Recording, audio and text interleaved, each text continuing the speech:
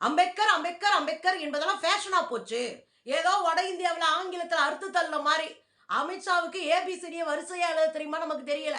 RSS BJP சங்க பரிவார் கும்பல் ஆங்கிலத்தை படிக்க விடாது. இவன் முன்னாடி போய் நின்று கால் மேல கால் போட்டு கோட்டு போட்டு நானும் படிச்சுட்டேன்டா, நானும் டாக்டரு, நானும் என்ஜினியரு, நானும் நீதிபதினு நீங்க நின்ற கூடாது. வணக்கம் தோழர்களே. வாய்க்கு வந்ததை பேசி வாங்குப்படுறதும் வசமா சிக்கி சீரழிகிறதும் அமித்ஷா கொண்டு புதுசு இல்ல. நாடாளுமன்றத்துல அம்பேத்கரை குறித்து சர்ச்சைக்குரிய வகையில பேசி அவமானப்பட்ட அசிங்கப்பட்ட கதை உங்களுக்கு தெரியும். அம்பேத்கர் அம்பேத்கர் அம்பேத்கர் என்பதெல்லாம் ஃபேஷனா போச்சு. அம்பேத்கர் அம்பேத்கர் சொல்லிட்டு பதிலா 4 சாமி பேரை சொன்னா சொர்க்கத்துக்கு போகலாம் என்று பேசி இந்தியா முழுவதும் கடுமையான எதிர்ப்பை சந்தித்தவர் இதே அமித்ஷா. நாடாளுமன்றத்துக்குள்ள எதிர்கட்சிகள் ஓட விட்டாங்கன்றதையும் நீங்க பார்த்திருப்பீங்க. இந்த அமித்ஷா தான் இப்ப எது சொல்றாரு, ஆங்கிலம் பேசுவதற்கு வெட்கப்பட வேண்டிய காலம் வரும். ஏதோ வட இந்தியாவில் ஆங்கிலத்தில் அறுத்து தள்ள மாதிரி அமித்ஷாவுக்கு ஏபிசிடியை வரிசையா எழுத தெரியுமா நமக்கு தெரியல. ஆங்கிலம் தான் இங்க இருக்கிற நீதிமன்றத்தின் வழக்காடு மொழி. தீர்ப்பெல்லாம் ஆங்கிலத்துல தான் வருது. இங்க இருக்கிற பெரிய பெரிய அறிவியல் கண்டுபிடிப்பு நிறுவனங்கள் அத்தனையும் ஆங்கிலத்துல தான் இயங்குது. இந்தியாவின் அலுவல் மொழியா ஆங்கிலம் தான். நான் இந்தியா மாத்துவேன் அப்படின்னா அதுக்கு வாய்ப்பு இல்லை. ஏன்னா எல்லாருக்கும் இந்தியாவில் இருக்கிற எல்லா மொழியும் தெரியாது. ஸோ நீங்க அலுவல் மொழியை ஆங்கிலத்தை பயன்படுத்தி தான் ஆகணும். இதெல்லாம் ஒரு பக்கம் இருந்தாலும் நீதிமன்ற மொழியா மட்டும் கிடையாது. நீங்க பிற நாடுகளோட ஒப்பந்தம் போட்டா அந்த மொழி ஆங்கிலம் தான். பிற நாடுகள்ல போய் நீங்க ஒரு தொடர்பு வச்சுக்கணும் அப்படின்னா பிற நாட்டு தலைவர்களோட நீங்க பேசணும், அங்கேயும் ஆங்கிலம் தான். அப்ப உங்களுக்கு புரியுதா, ஆங்கிலம் தான் இந்த உலகத்தை இணைக்கிற ஒரு மொழியா இருக்கு. நீங்க விரும்பினாலும் விரும்பாட்டினாலும் அதுதான் நெசம். ஆனா அமித்ஷா உருட்டுறாரு. ஏன் உருட்டுறாருன்னா, ஒரு பிப்ரவரி 20 இந்த ஆண்டு 2025 ராகுல் காந்தி ஒரு தரமான சம்பவத்தை செஞ்சிருந்தார். அது என்ன சம்பவம்? ரேபரேலியில மாணவர்களோடு பேசிய போது அவர் ஒரு செய்தியை சொன்னார். உலகத்தோடு நீங்கள் தொடர்பு கொள்ள ஆங்கிலம் தான் ஆகச்சிறந்த ஊடகம், மிகச்சிறந்த கருவி என்று சொல்லியிருந்தார். உண்மைதானே? எந்த நாட்டுக்கு போனாலும் ஒரு குறைந்தபட்சம் ஒரு ஆங்கிலம் பேச தெரிந்தால் போதும், பழச்சுக்கலாம். அங்க போய் அந்த மொழியை கத்துக்கலாம். இந்த குறைந்த ஆங்கிலத்தை வச்சு நம்ம ஊடாடி பழச்சுக்கலாம். இதான் உலகத்துல நம்ம பார்த்த நெசம். இதுல இன்னொன்னு என்ன தெரியுங்களா, அவர் சொல்றாரு, ஆர்எஸ்எஸ் பிஜேபி சங்க பரிவார் கும்பல் ஆங்கிலத்தை படிக்க விடாது. இன்னைக்கு நடந்துச்சா? அதே தானே பேசியிருக்காரு. ஆங்கிலம் பேசுற வெக்கப்படணும்னா ஆங்கிலம் படிக்காதடா, அது கேவலமானதுன்னு தானே அர்த்தம். இதைத்தானே அன்னைக்கு ஒரு 3-4 மாசத்துக்கு முன்னாடி சொன்னாரு ராகுல் காந்தி. உங்களை எல்லாம் ஆங்கிலம் படிக்க விட மாட்டாங்கப்பா. ஆங்கிலம் படிச்சா வெளி உலகத்தை நீ தெரிஞ்சுக்குவ. ஆங்கிலம் படிச்சா உலகத்துல என்ன நடக்குதுன்ற அறிவு நமக்கு வந்துடும். ஆங்கிலம் படிச்சா உலகம் முழுதும் பயணிக்கிற ஒரு தெம்பும் தைரியமும் வந்துடும். ஆங்கிலம் படிச்சா உலகம் முழுதும் வேலைக்கு போயிடலாம். ஒரு 4 காசு சம்பாரிச்சு நம்ம வந்தோம்னா அதிகாரத்துக்கு எதிராக கையை கட்டி நிக்க மாட்டோம், கேள்வி கேட்போம். இதுக்கு பயந்துக்கிட்டு தான் ஆங்கிலம் படிக்காதன்றாங்க. ஆங்கிலம் படிச்சா நம்மளை எதிர்த்துரும்பா, கூலிகளாவே வச்சிருக்கணும், இவங்களை படிக்காதவங்களாவே வச்சிருக்கணும் அப்படின்னு காலங்காலமா நம்ம எல்லாம் படிக்காம கூலிகளா வச்சிருந்தது. இன்னைக்கு கேள்வி கேட்டதான் இவங்க கடுப்பாயிட்டாங்க. அன்னைக்கு மாணவர்கள்ட்ட பேசின அதே ராகுல் காந்தி இன்னொன்னு சொன்னாரு, தலித்துகளும் பழங்குடிகளும் பிற்படுத்தப்பட்டவர்களும் கண்டிப்பா நீ என்ன படிக்கணும், ஆங்கிலம் படி. ஆங்கிலம் படிச்சுட்டு வெளியே போ, உலக நாடுகள்கிட்ட போ, அங்க போய் வேலைக்கு பாரு, பெரிய உலகம் உனக்காக இருக்கு அப்படின்னு சொன்னார். இன்னைக்கு இடிக்குதுன்னா எந்த இடம் இடிக்குது தெரியுமா? ராகுல் காந்தி மாதிரி ஆளுங்க கிளப்பி விடுறாங்க, மாணவர்களை படிக்க சொல்றாங்க, கேள்வி கேட்க சொல்றாங்க, ஆங்கிலம் படி, உலக அறிவு பெறு அப்படின்னு கேட்கிறாங்க. பாரதியை தூக்கி தலையில வச்சுக்கிட்டு இருக்கையில, இன்னும் சொல்ல போனா பாரதி உங்களை எல்லாம் வச்சு காய்ச்சினவரு. கொஞ்சம் முரண்பாடு இருந்தாலும் இதற்கு பாரதி என்ன சொன்னாரு, பிற நாட்டு நல்லறிஞர் சாத்திரத்தை தமிழ் மொழியில் பெயர்த்தல் வேண்டும், இரவா புகழுடைய நூல்களை தமிழ் மொழியில் இயற்றல் வேண்டும் சொன்னார்ல. அதுக்கு என்ன அர்த்தம்? உலகம் முழுவதும் இருக்கிற பொக்கிஷம் அறிவை அப்படியே கொண்டு வந்து சேரு. நீங்க உலகத்தில் இருக்கிற அத்தனை அறிவியல் கண்டுபிடிப்புகள் ஆங்கிலத்துல தான் இருக்கு. உலகத்துல நோபல் பரிசு வாங்குறவங்களுடைய கண்டுபிடிப்புகள், அவங்களுடைய தியரி, அவங்களுடைய தீசிஸ் எல்லாமே ஆங்கிலத்துல தான் உடனே வரும், மறு வருஷமே. உலகத்துல இருக்கிற மற்ற மொழிகள்ல வர்றதுக்கு 5 ஆண்டுகள் 6 ஆண்டுகள் ஆகும். அதுக்குள்ளே ஆங்கிலத்துல நீங்க படிச்சு முடிச்சிடலாம். உலகத்துல இருக்கிற எல்லா செய்திகளையும் ஆங்கிலத்தின் ஊடாக படிக்கலாம். உலகம் முழுவதும் மிகச்சிறந்த படைப்புகளை ஆங்கிலத்துல மொழிபெயர்க்கிறாங்க. அந்த ஆங்கிலம் ஒரு மொழி தெரிஞ்சா உலகத்துல இருந்த மிகச்சிறந்த படைப்புகளை எல்லாம் நம்ம மொழி கொண்டு வந்துடலாம். ஆங்கிலம் ஊடாக உலகம் முழுவதும் பயணிக்க முடியுன்ற இவங்களுக்கு கடுப்பாயிருச்சு. ஐயோ, நம்ம சமஸ்கிருதத்தை திணிக்கணும்ன்றோம். நம்ம கோல்வார்க்கர் சொன்னாரு, சமஸ்கிருதம் புனிதமானது, சமஸ்கிருதத்தை எல்லா வழிகளிலும் மக்களிடம் கொண்டு போய் சேர்க்க வேண்டும். அதுதான் நமக்கு கடமை. இது கோல்வார்க்கர் 1952ல ரொம்ப தெளிவா ஜனசங்கம் ஒரு தீர்மானம் போடுது.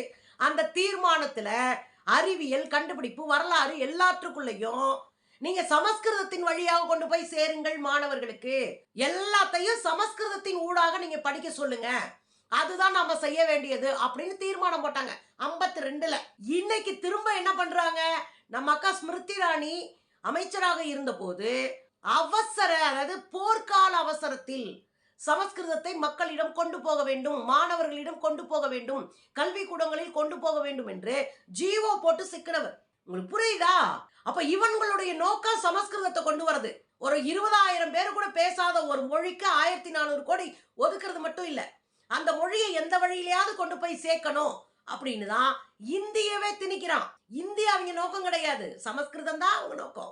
இந்தியின் ஊடாக சமஸ்கிருதத்தை திணிக்கணும், அதுதான் அவங்களுடைய வேலை திட்டமே அதுதான். இப்போ உங்களுக்கு புரியுதா ஏன் ஆங்கிலம் படிக்க கூடாது, ஆங்கிலம் படிக்கிறவன் வெக்கப்படணும்னு அமித்ஷா ஜி சொன்னாருன்னு திரும்ப பதிலடி கொடுத்து வாங்கி இருக்கிறாரு ராகுல் காந்தி. வச்சு செஞ்சிருக்கிறாரு. என்ன சொல்லியிருக்கிறாரு? ஆங்கிலம் என்பது அணை இல்லை, அது ஒரு பாலம். ரொம்ப அழகான வார்த்தைங்க. அணைக்கட்டு கிடையாது, தேங்கி கிடக்கிறதுக்கு, தேங்கி வைக்கிறதுக்கு. ஆங்கிலம் என்பது ஒரு பாலம்.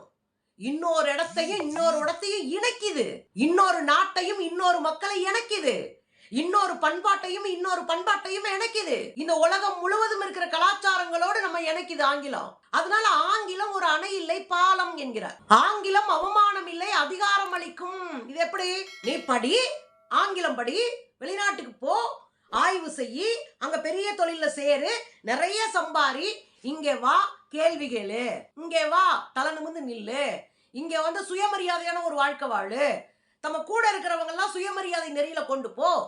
அப்ப ஆங்கிலம் உனக்கு சாதாரண இல்ல, ஆங்கிலம் அதிகாரத்திற்கான ஒரு திறவுகோலும் கூட. அதையும் ராகுல் காந்தி சொல்றாரு. ஆங்கிலம் விலங்கு இல்ல, கையில கால மாட்டிட்டு இருக்கிற சங்கிலி கிடையாது, அதை உடைக்கிற கருவி. அதானே? ஒரு 4 பேர்கிட்ட நல்லா பேசி ஒரு 4 வெளி உலகத்தோட தொடர்பு வச்சிட்டோம்னா ஒரு மனுஷன் வேற லெவலுக்கு வெளியே போயிடுவான், வீட்டுக்குள்ளே முடங்கி கிடக்காம. புரியுதுங்களா? அல்லது ஊருக்குள்ளேயே அவன் வாழ்க்கை மட்டும் பார்க்காம. அதை இன்னொன்னு அழகா சொல்றாரு. ஏன் இந்த கும்பல் வந்து உங்களை ஆங்கிலம் படிக்க கூடாதுன்னு தெரியுமா? சொல்லிட்டு தெரியுமா? நீங்க கேள்வி கேட்பது, முன்னேற்றம் அடைவது, சமத்துவம் அடைவது. இவன் முன்னாடி போய் நின்று கால் மேல கால் போட்டு கோட்டு போட்டு நானும் படிச்சுட்டேன்டா, நானும் டாக்டரு, நானும் என்ஜினியரு, நானும் நீதிபதினு நீங்க நின்ற கூடாது. அந்த பயம், அந்த அச்சம் அவங்களுக்கு இருக்கு. அதனாலதான் உங்களை என்ன பண்றான்? ஆங்கிலம் படிக்காத அப்படின்னு திரும்ப சொல்றான். ராகுல் காந்தி சொல்றாரு, தாய்மொழியை நம்ம விட்டுறன்னு சொல்ல, தாய்மொழிக்கென்று ஒரு பண்பாடு இருக்கு, தாய்மொழிக்கென்று ஒரு கல்ச்சர் இருக்கு, தாய்மொழிக்கென்று ஒரு வரலாறு இருக்கு. ஒருத்தருடைய தாய்மொழி முக்கியம். ஆனா அதே போல ஒரு ஊடக மொழியாக உலகத்தோடு நம்மை தொடர்புபடுத்திக்கிற ஆங்கிலம் ஒருவரின் தன்னம்பிக்கையை வளர்க்கிற மொழியா இருக்கு. ஓரளவுக்கு ஆங்கிலம் பேச தெரிஞ்சா 4 பேர் கூட ஈஸியா தொடர்புபட முடியுது. ஒரு கான்பிடென்ட் வருது, ஒரு தன்னம்பிக்கை வருது. இதான் அவர் பேசுறாரு, தன்னம்பிக்கை வரும், நீ பழகு. ஆங்கிலம் மூலம் ஒவ்வொரு குழந்தைக்கும் சமமான வாய்ப்பு கொடுக்க முடியும். சமமான வாய்ப்புல என்ன? ஒருத்தர் இந்திய தவிர எதுவுமே தெரியாது, அவன் கூலியா இருக்கான், கொஞ்சம் ஆங்கிலம் படிச்சவன் அடுத்து ஒரு படிப்பு படிச்சுட்டு எங்கேயோ போயிடுறான். இப்ப ஆங்கிலம் தெரியாத அந்த குழந்தைங்க மூட்டை முடிச்ச தூக்கிட்டு நம்ம ஊர்ல கொத்தடிமையா வந்து வேலை பார்க்கறாங்க. இப்ப 2 விஷயம் நம்ம பேச வேண்டியிருக்கு. அப்ப இந்த ஆங்கிலம் தெரிஞ்சவன் அடுத்த கட்டத்துக்கு தன்னம்பிக்கையோட வளர்ந்துடுறான். ஆங்கிலம் தெரியாதனால பண்பாட்டு அடிமையா ஒரு கூட்டம் சிக்கிக்குது. அதனாலதான் சமமான வாய்ப்பை ஆங்கிலம் உறுதி செய்யுது. அதனால நீ சமமான வாய்ப்பை பெறணும், ஆங்கிலம் படி அப்படின்னு திரும்ப சொல்லியிருக்காரு. அப்ப இதுல என்ன புரியுது அப்படின்னா, ஆங்கிலம் ஒரு ஊடகம் தான், அதுல மாற்றுக்கிறதே இல்லை. ஆனால் அந்த ஊடகம் உலகம் முழுவதையும் ஒருங்கிணைக்கிற ஒரு வலைப்பு நிலை கொண்டதா இருக்கு. அதன் மூலமாக நம்ம ஒரே ஒரு மொழியை கத்துக்கிட்டு உலகம் பூரா பயணிக்க முடியுது. அதாவது ஷார்ட் அண்ட் ஸ்வீட்டா. இந்த ஷார்ட் அண்ட் ஸ்வீட்ன்றது என்ன அப்படின்னா, சின்னதுலயே பெருசா சாதிக்கிறது. என்ன? கொஞ்சமா வேலை செஞ்சு பெருசா பலனா அனுபவிக்கிறது. நான் ஒரே ஒரு மொழியை கத்துட்டு உலகம் பூரா போறது இல்லையா? குறைந்தபட்சமாக ஒரு மொழியை நம்ம கத்துக்கிட்டு, ஆங்கிலம் தமிழோட சேர்த்து ஆங்கிலம் கத்துக்கிட்டு உலக நாடுகள் பூரா போலான்னா அமித்ஷாக்களுக்கு எரிகிறது என்றால் பதற்றம் வந்திருக்கிறது, பயம் வந்திருக்கிறது. எல்லாரும் படிச்சுட்டானா கேள்வி கேட்க ஆரம்பிச்சிருவான், சமத்துவம் ஆயிடுவான், நம்ம முன்னாடி கால் மேல கால் போட்டு உட்காருவான், நம்ம முன்னாடி சட்டையை நிமித்தி விட்டு கேள்வி கேட்பான். இப்படி ஒரு வளர்ச்சியை நம்ம கொடுத்துடவே கூடாது, காலத்திற்கும் இந்த கும்பலை நம்ம அடிமையா வச்சிருக்கணும் அப்படின்னு நம்மை நினைக்கிறார் அமித்ஷா. அதுக்கு எதிராக நிற்க வேண்டும் என்றால் ஆங்கிலத்தை குறைந்தபட்சம் கற்றுக்கொள்ள வேண்டும். குறைஞ்சபட்சம் ஒருத்தரோட தொடர்பு கொண்டு சில விஷயங்களை பேசுற அளவுக்கு இருந்தா கூட போதுங்க. பெருசா நீங்க புலமையாலாம் இருக்க வேண்டாம், தொடர்பு அளவுக்கு கத்துக்கங்க போதும், ஓடியே போயிடலாம்.